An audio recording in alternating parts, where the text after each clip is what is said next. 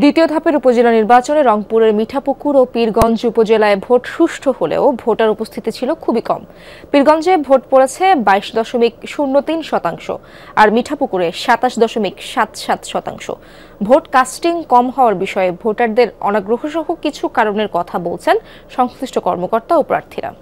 Shea butter, aloe vera ও vitamin E সমৃদ্ধ lily beauty soap.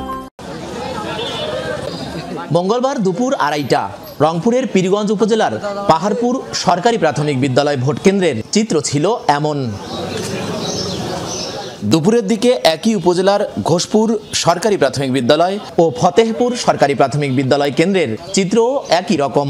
এর ঘণ্টা দুয়েক আগে গুর্জিপাড়া দাখিল মাদ্রাসা ও কসিমুন্নেসা বালিকা উচ্চ বিদ্যালয় কেন্দ্রেও ভোটারদের দেখা মেলেনি খুব একটা।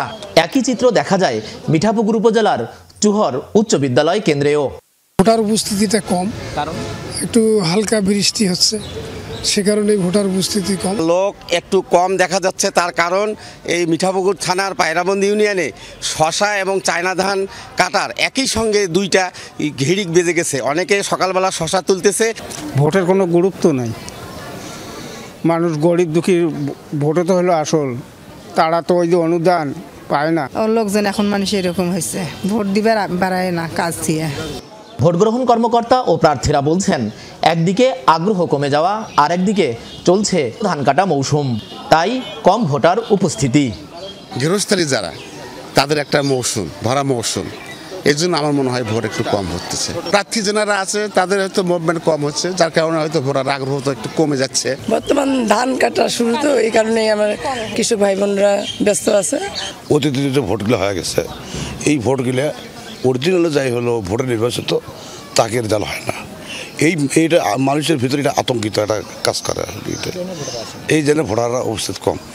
প্রশাসন ও আইন শৃঙ্খলা বাহিনীর কর্মকর্তারা বলছেন, ভোটার উপস্থিতি কম হলেও ভোট সুষ্ঠু এবং গ্রহণযোগ্য হয়েছে।